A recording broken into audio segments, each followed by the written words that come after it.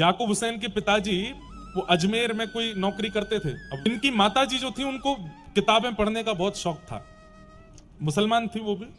किताबें पढ़ते पढ़ते पढ़ते कभी एक किताब दो तो पढ़ते पढ़ते इतनी इच्छा हुई कि एक दिन विवाह से पहले उन्होंने रामचरितमानस को पढ़ा, और जैसी दो चार दोहे चौपाइयां पढ़ी, इतना आनंद आया उनको पढ़ने में कि वो अपने पिता माता से छुप छुप के पढ़ने लगे। कालांतर में उनका अलवर में ब्याह हो गया।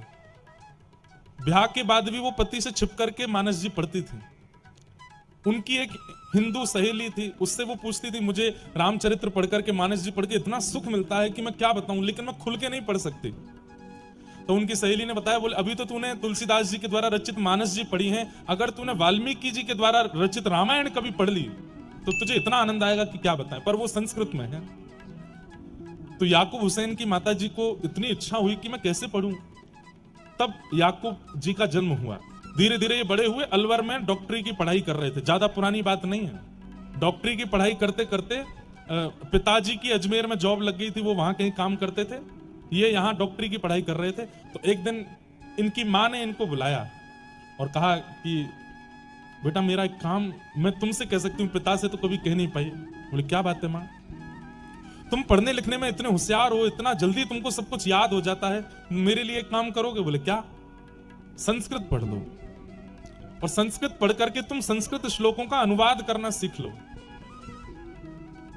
बोले माँ उसकी आवश्यकता क्यों है? बोले मुझे रामायण सुननी है, मुझे वाल्मीकि जी के द्वारा रचित रामायण का अनुवाद सुनना है, वो तुमसे ही सुनना, और किसी से मैं सुन नहीं सकती। उन्होंने कहा माँ ये तो बहुत अपराध है ना, हमारे कौम में तो ये अधिकार नहीं है। बोले इसीलिए तो छुप करके तुम पढ़ लो।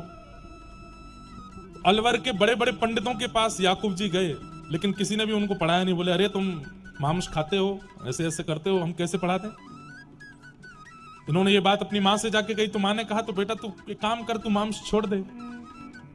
उन्होंने माँ से कहा माँ वो साल भर में हमारे कई त्योहार आते हैं, उसमें तो खाना पड़ता है। बोले कि मैं तेरे लिए कुछ ऐसा बना दूंगी, सबको लगेगा कि तू वही खा रहा है, लेकिन वो नहीं होगा, तू छोड़ दे मांस।